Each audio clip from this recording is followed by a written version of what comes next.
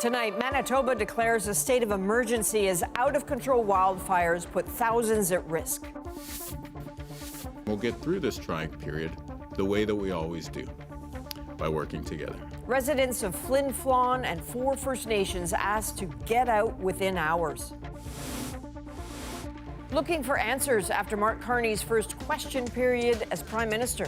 Why won't he table a budget before he goes on summer vacation?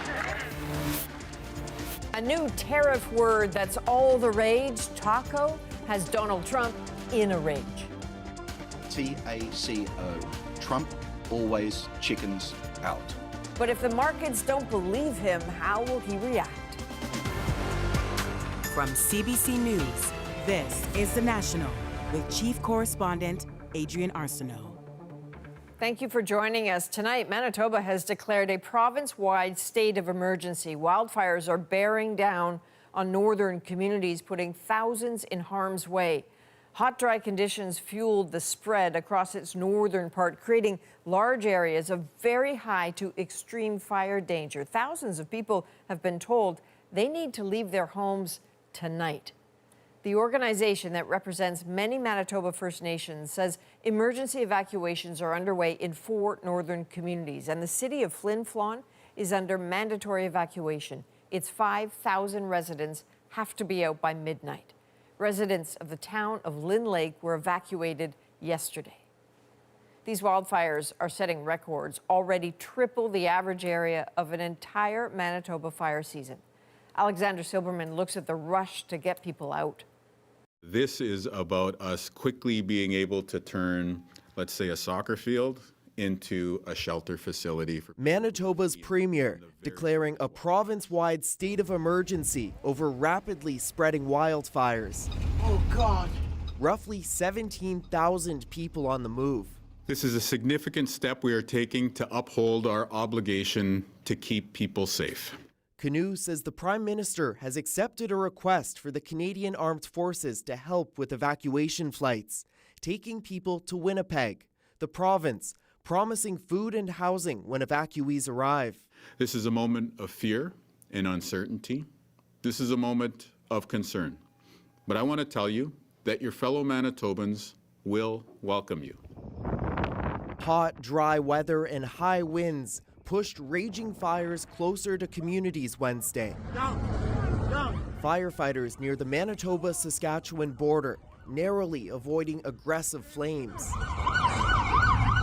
The city of Flin Flon, home to about 5,000 people, the largest community under a mandatory evacuation order. Intense conditions have limited the resources sent to the fire, and officials say water bombers had to be grounded after a drone flew in the area. Residents of several northern First Nations also told to leave. We didn't expect a massive evacuation or full evacuation, but now we are being told that we have to do it.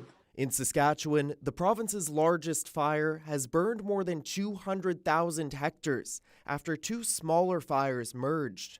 More than 4,000 residents of Pelican Narrows forced to flee to evacuation centers in the south. It was not comfortable for sure, because you don't know what to do and where to go.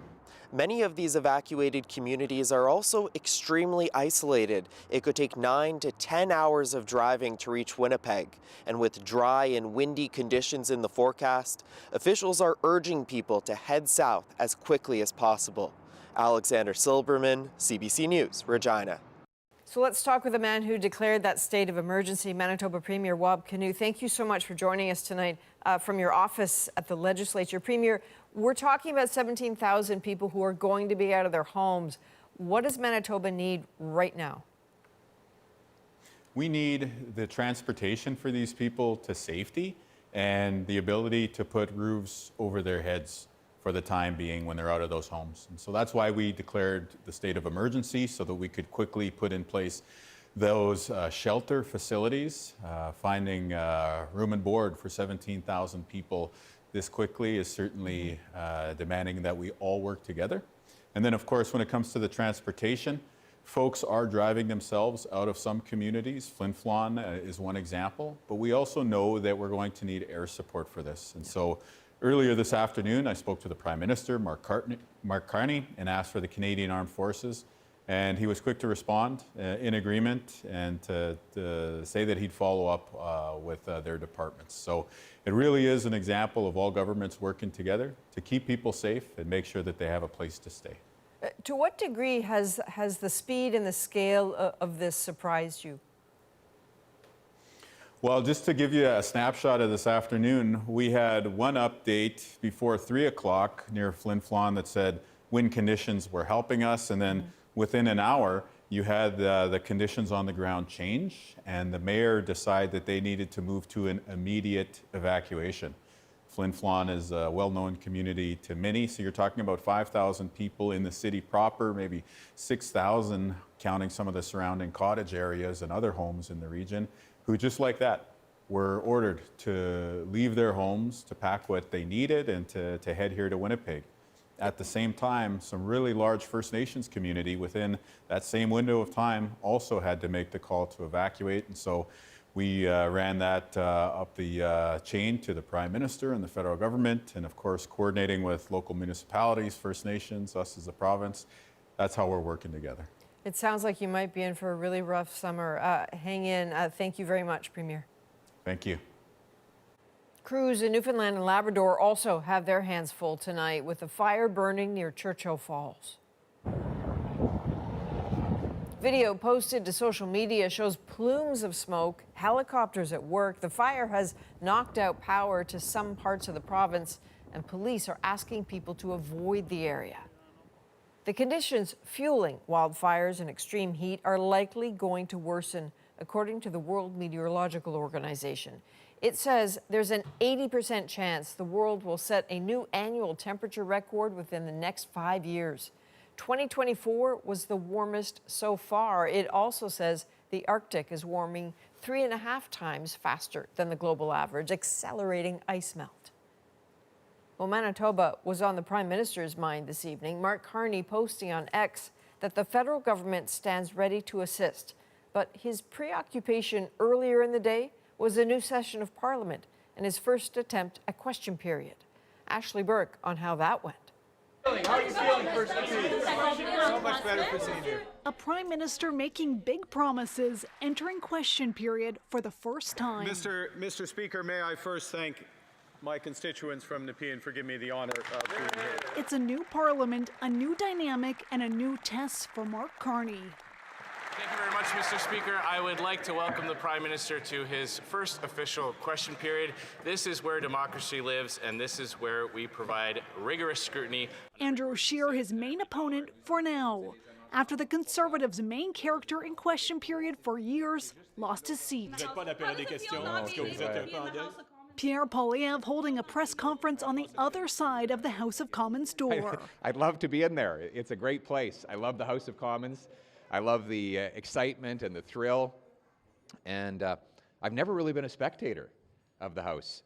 Inside, Scheer working hard to carry out his party's line. If he's the man with the plan and the guy you hire in a crisis, why won't he table a budget before he goes on summer vacation? The right honourable Prime Minister. Carney taking aim at Poilievre. Mr. Speaker, I understand the member of the opposition is very busy. Didn't have a chance to study closely the 100-day plan of the former member from Ottawa, Carleton, which did not include a budget. The theater and rules of this all new for Carney, including only having 35 seconds to respond. Could you also indulge me to... Afterwards, Carney didn't rate his own performance. Prime Minister, how did it go? How did the first one go, sir? You know. But others did. He's got to get his sea legs under him. Not answering the questions, deflecting, deferring. He did very well, and hopefully the tone that was in there, which was a little bit less partisan, will continue.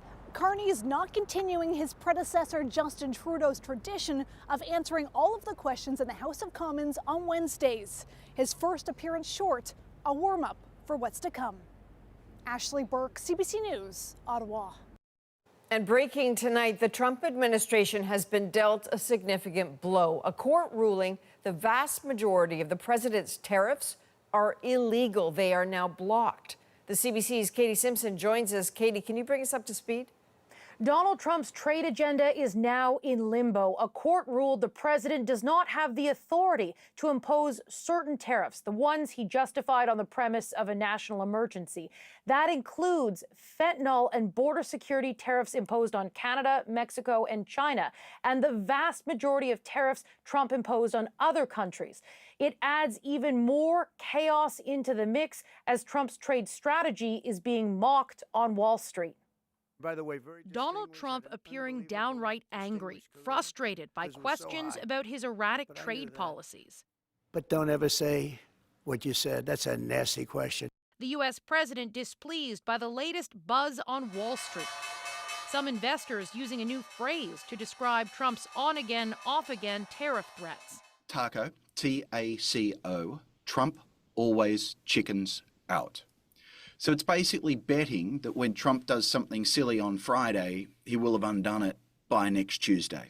Trump has repeatedly announced major tariffs, only to pause and either reduce the rate or back down altogether, sparking major sell-offs at the time of the threat and significant recoveries once Trump changes course. Journalist Robert Armstrong coined the taco phrase. We've seen this pattern happen again and again, where Trump makes a big, scary announcement, and there's general humming and hawing and sweating. But if you can wait it out, the recovery is always there for you. Trump did it as recently as Friday. Markets closed lower after he targeted the EU. I'm not looking for a deal. I mean, we've set the deal. It's at 50%. But again, there is no tariff if they build their plant here. When Trump relented over the Memorial Day long weekend, markets recovered, completing yet another taco trade cycle. Some investors now trying to anticipate the apparent pattern. The biggest problem is it's impossible to know what the president means, needs, or wants. Trump did not like being asked about taco trading and aggressively defended his strategy. We have the hottest country in the world right now. 6 months ago, this country was stone cold dead. When you ask a nasty question like that, it's called negotiation. You set a number. And Katie, the White House is responding to this court ruling now, right? Yeah, the Trump administration says it will fight this decision, and the White House is not happy. In a statement, a spokesman argues Trump is justified in using these emergency powers, saying unelected judges should not decide how to address a national emergency, vowing to use every lever of executive power to address this crisis. Now, this ruling does not affect the tariffs on steel and aluminum. They are still in place as they were justified through another route, and so there's no change on that front. All right, Katie Simpson in Washington. Well, police in Nova Scotia say 2 children who went missing almost 4 weeks ago were spotted the day before their disappearance. We have confirmed that Lily and Jack were observed in public with family members on the afternoon of May 1st. 6-year-old Lily Sullivan and her 4-year-old brother Jack were reported missing May the 2nd. The disappearance sparked an extensive search. RCMP say they have received more than 350 tips and have interviewed more than 50 people. Well, Canada Post has opened up its 2024 books, showing another year of massive losses and rapidly declining demand. Marina von Stackelberg now with what this could mean for the future of Canada's Postal Service. Canada Post is posting another massive financial loss. In total last year, $841 million. It would have been higher, but the company sold off major assets in early 2024. Take away that influx of cash, and Canada Post lost a whopping $1.3 billion.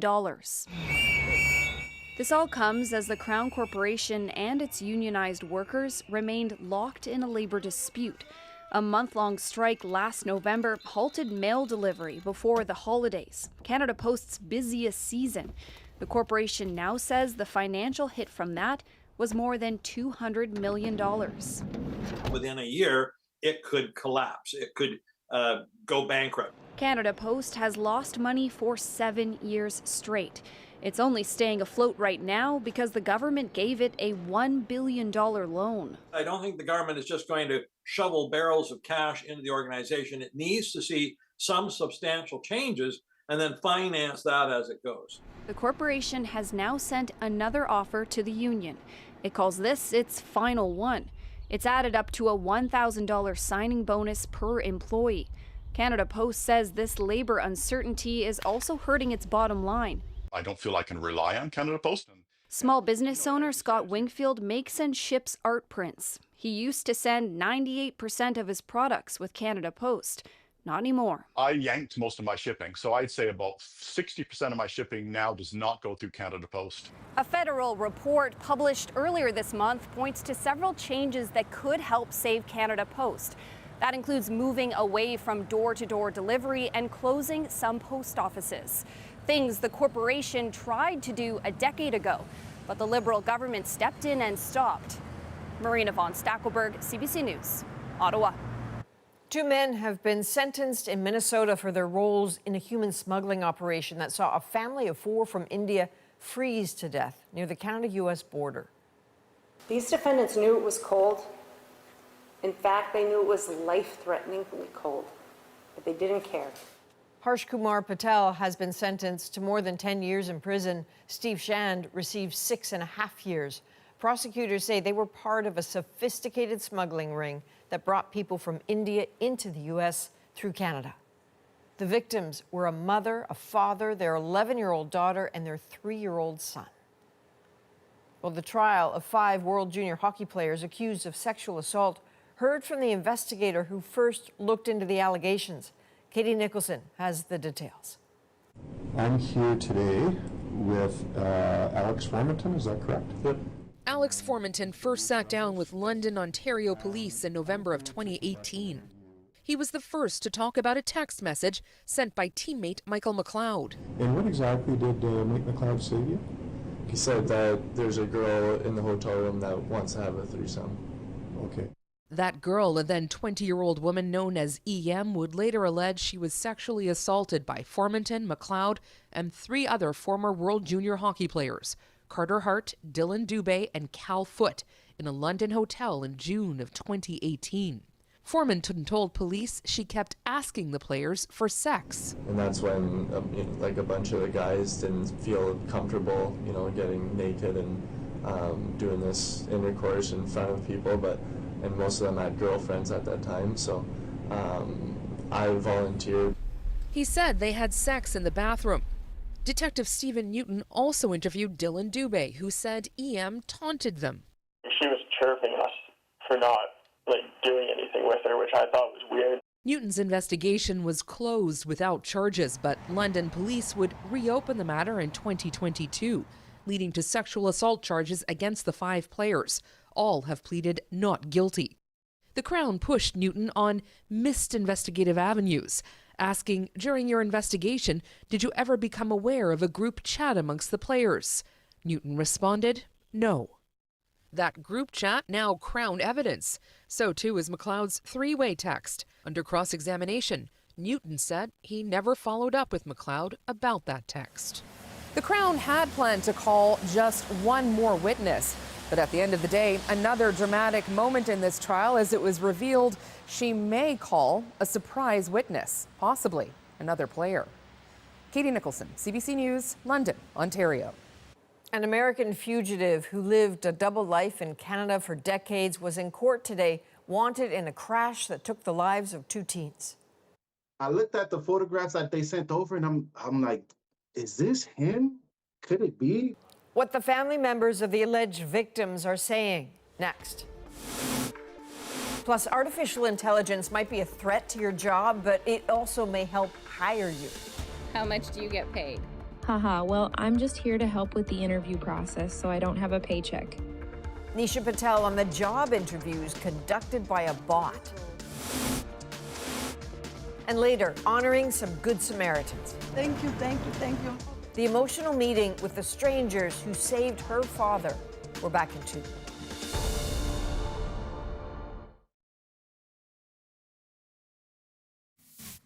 This is a moment of fear and uncertainty. This is a moment of concern. Returning to our top story tonight, dangerous, fast-moving wildfires forcing the evacuation of about 17,000 people from Manitoba's north. The Premier has declared a province-wide state of emergency. The Canadian Armed Forces will help fly people to safety. An American fugitive on the run for more than 2 decades was in an Ontario court today. Thomas Daigle spoke to family members who want him extradited and tried. In a Toronto court Wednesday, the man a family far away has waited more than 2 decades to see. On a live video feed, Patrick Lutz Jr. appeared from jail before an Ontario judge, a far cry from his days of drinking, skiing, and partying while fleeing manslaughter charges in Florida. It was very pleasing to see that he's no longer running free. Prosecutors in Orlando allege Lutz was driving drunk on Christmas morning 1998 when he crashed his truck, killing teenage couple Nancy Lopez and Darvin Javier Tejesus Taboada. Lutz was charged but skipped a plea hearing and vanished until police tracked him to this Toronto apartment building where he'd been living as a fugitive for 21 years. The motivator was to ensure that this guy does not die before we get our hands on him. The search coming to a head last year when an online tipster revealed to the family, "I found Patrick Lutz," sharing with them and investigators social media pictures of the fugitive in Toronto. I looked at the picture, I looked at the photographs that they sent over, and I'm like, is this him? Could it be? Now, in a court filing exclusively obtained by CBC News, Lutz admits fleeing was a mistake and he's tired of running. Though really, he hid in plain sight, hosting a monthly trivia night at this bar and working as an online psychic. Usually, individuals like that will mess up or, get into the system way before 21 years. If Lutz is extradited and convicted, Lopez's family plans to visit her gravesite and finally grieve in peace. Thomas Daigle, CBC News, Toronto. If you're applying for a job these days, there's a chance you won't be speaking to a real person during the interview process. I wasn't able to really tell if my answers were landing or not. Why companies are turning to AI to help with hiring. Plus, after an escalation of violence against Ukraine, is Donald Trump losing patience with Vladimir Putin? I'm not happy with what Putin's doing. He's killing a lot of people. Is the U.S. position shifting? Andrew Chang breaks down what it could mean for the future of the war. And Chris Brown on the changing face of Saudi Arabia. You have a good job? Yeah, I have a great job, actually. The women whose lives have been transformed and those who say much more change is still needed. The National breaks down the stories shaping our world. Next.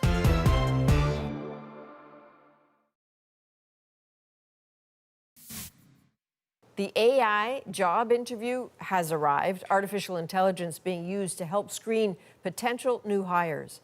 Nish Patel shows us what it's like for job seekers to have a make-or-break moment with a machine.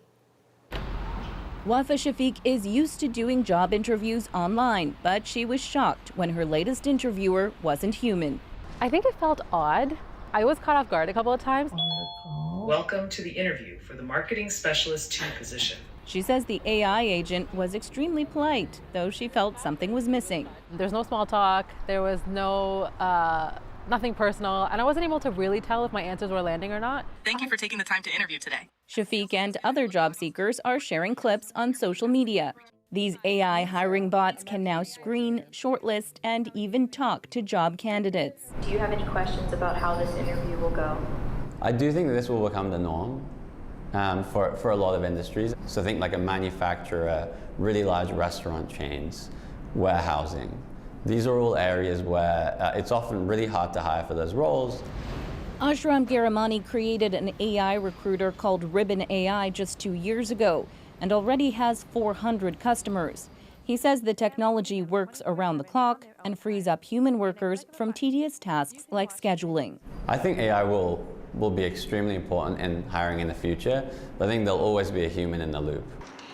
Still, AI is reshaping workplaces. IBM is cutting 8,000 jobs, mostly in its HR department. For some applicants, AI can add confusion to the process. Maureen Green had to end an interview herself because the AI wouldn't stop. So an hour in, I'm like, So I don't mean to interrupt, but it's been more than half an hour after the scheduled time of our interview. I just want to be mindful of your time, even though I'm like, it's an AI agent.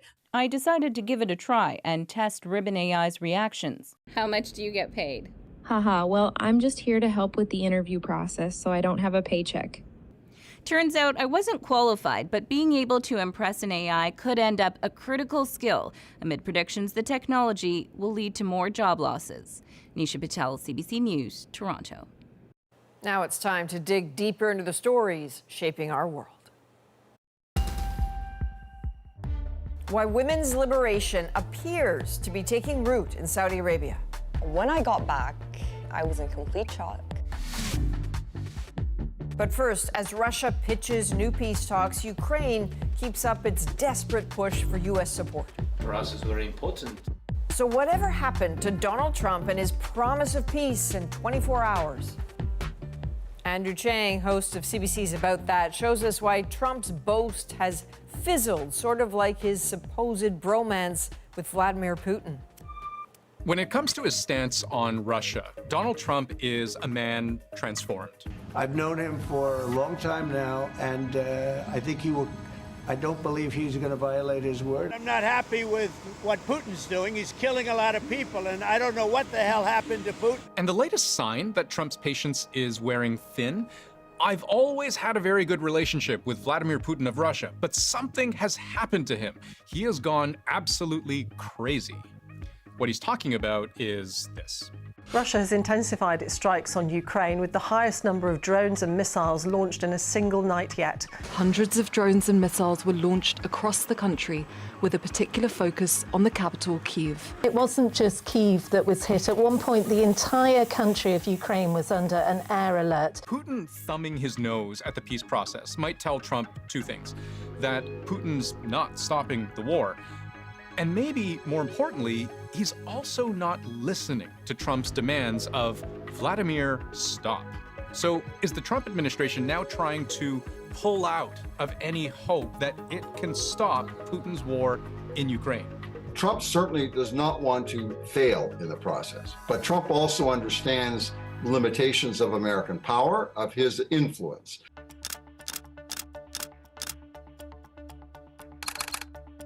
We have a very, very good relationship, and we look forward to spending some very good time together. Vladimir, thank you very much. We can start to answer this question of whether Trump's patience with Putin is running out by looking at how dramatically Trump's position on the war has changed. Before I even arrive at the Oval Office, I will have the disastrous war between Russia and Ukraine settled. And it will take me no longer than one day. As far as Russia and Ukraine, if we had a real president, the president that knew, that was respected by Putin, he would have never invaded Ukraine.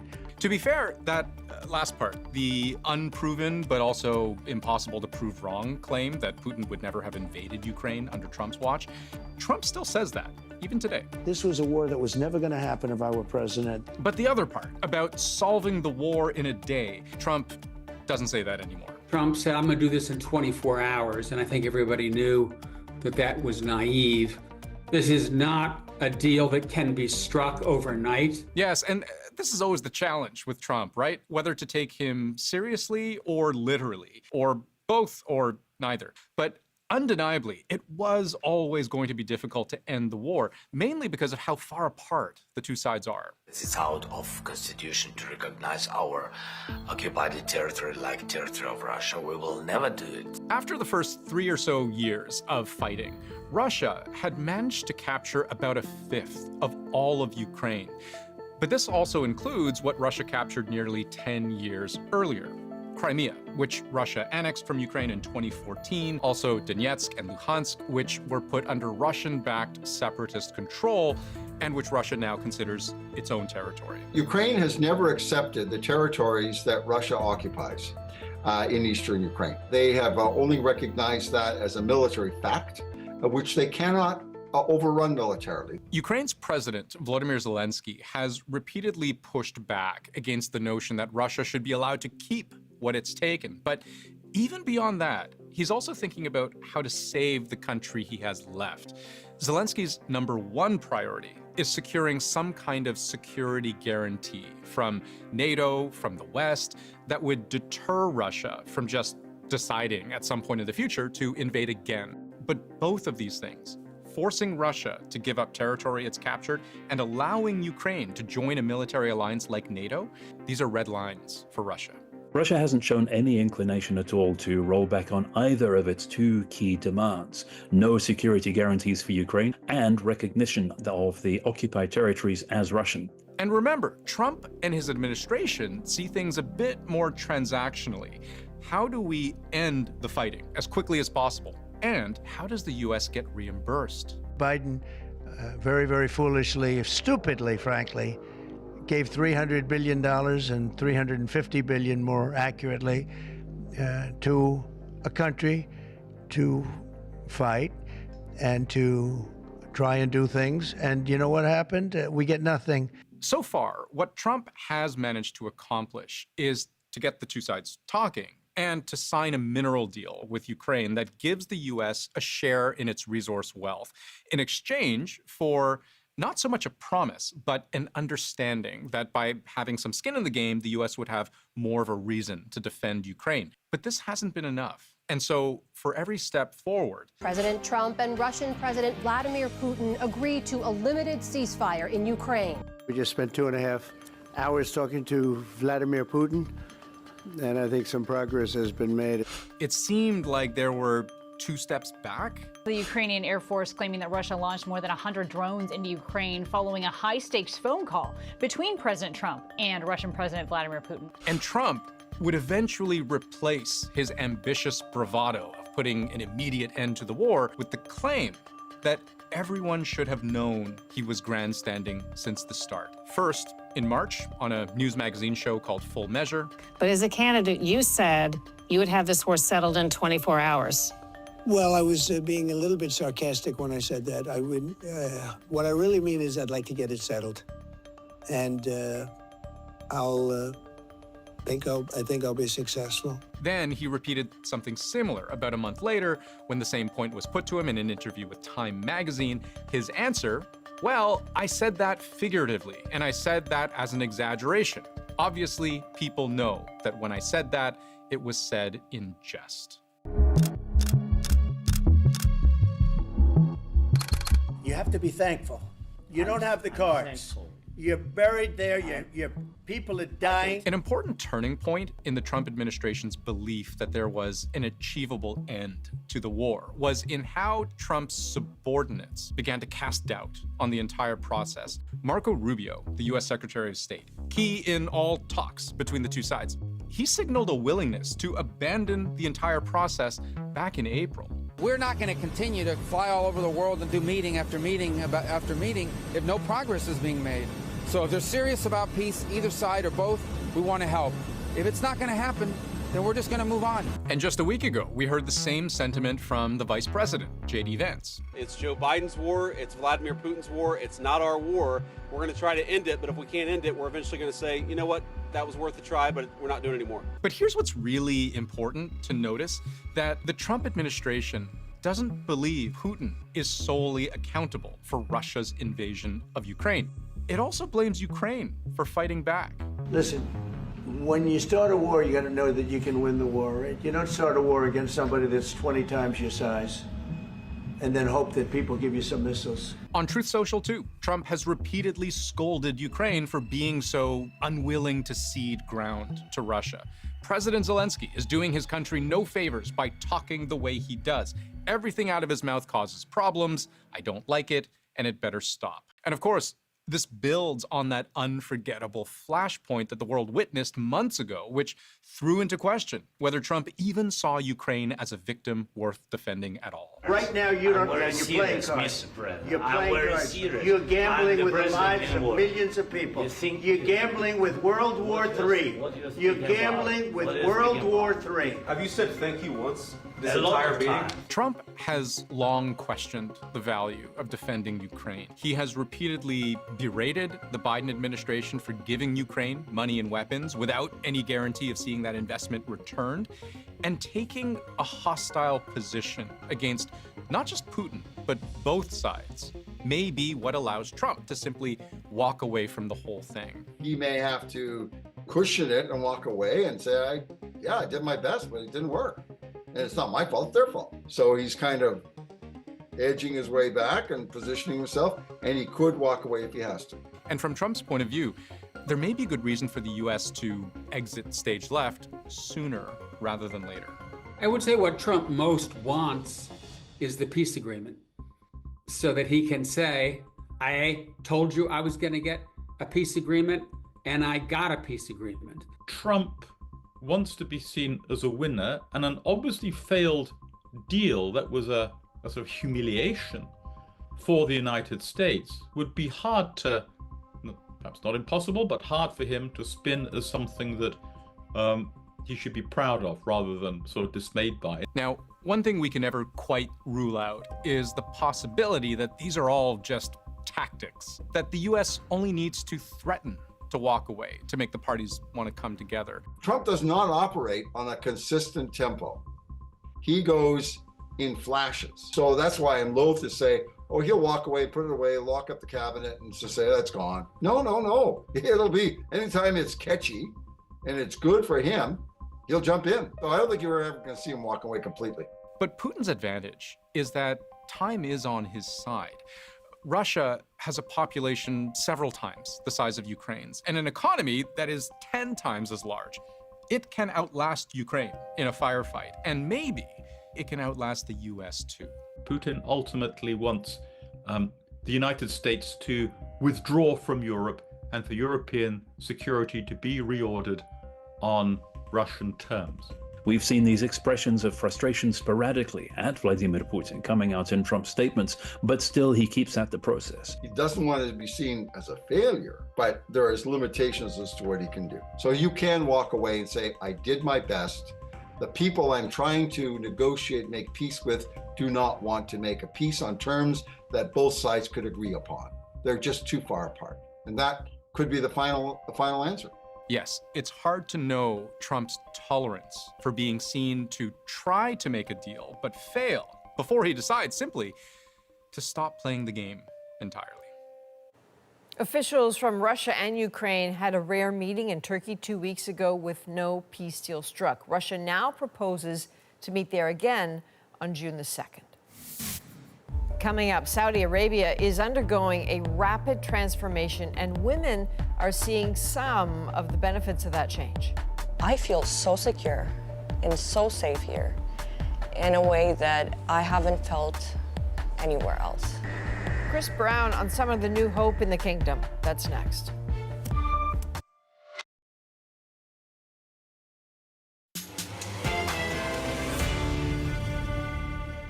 New jobs, new freedom, how Saudi Arabia's women are riding an economic wave. Have a great job, actually. We capture what is changing in this famously conservative country. It's unfolding right in front of us. But that progress comes with limits. Chris Brown and his crew got unusually free access to speak with women as an oil-rich kingdom tries to show a modern face. The speed of change in Saudi Arabia these days is astonishing. New communities are emerging from the desert as part of a determined economic transformation, eclipsed only by an even more striking social revolution, with women driving the change. Like Formula 1. Rawan Al-Shafei, who's 30, is living in a Saudi Arabia where covering up is no longer compulsory and where women are making big inroads in the job market. Are you good? Yeah, I have a best record here, actually. She's the marketing manager for the company that runs this go-kart track and other fun attractions in a Riyadh shopping mall. Like working in the different place, manager, CEO, project manager. And for you in particular, you have a good job? Yeah, I have a great job, actually, and learning a lot from here. Over decades, Saudi Arabia's highly repressive rules for women have shaped a big part of the country's international image and driven criticism. We see the world tomorrow. But in 2016, Crown Prince Mohammed bin Salman, or MBS, launched the so-called 2030 plan to broaden the economy away from fossil fuels and to build a stronger, more productive society. And things started to change. Women were given the right to drive. The powers of the so-called morality police were curbed. And women seized the opportunities. Now, 34% of the country's workforce is female. A huge trust in the woman. She have a big chance to be showing what she can do it in this country. Our CBC News team recently visited and reported from Riyadh without supervision or preconditions, the first time that's happened in years. At Arab News, we met freelancer Gadi Juda, who's 29. She lived in London, Ontario for a few years and returned to a changed country. When I got back, I was in complete shock. Restaurants were normally separated, so singles area, families area. I got back and everyone's just sitting in the same space. I feel so secure and so safe here in a way that I haven't felt anywhere else, to put it lightly. So I do see that there's an amazing future happening and it's unfolding right in front of us. And I'm excited to see how this goes. Human rights groups outside of Saudi Arabia say there's still a lot of work to do, though, and that male guardianship laws allowing men to control women's lives still exist. The World Bank also points out that Saudi needs stronger laws on domestic violence and divorce and access to financial services for women.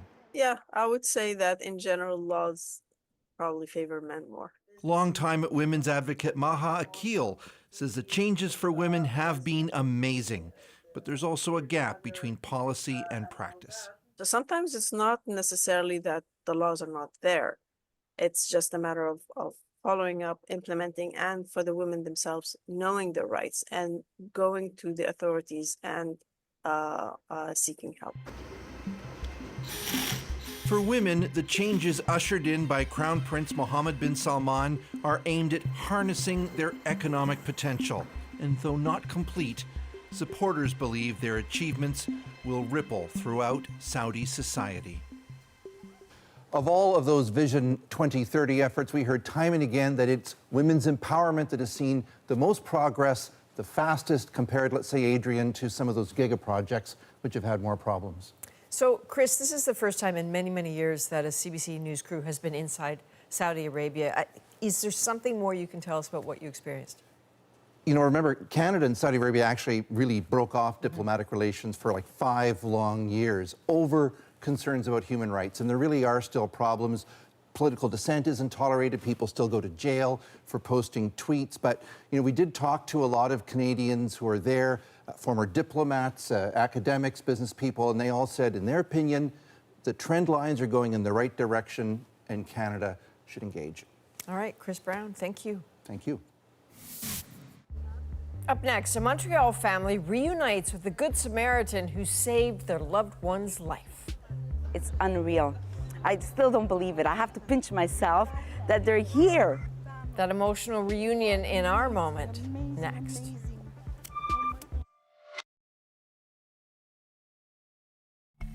That is Montreal's Gloria Borelli, thanking the man who a couple weeks ago helped save her father's life. Gloria's dad, 87-year-old Sabato Borelli, was out for his daily walk when he collapsed and went into cardiac arrest.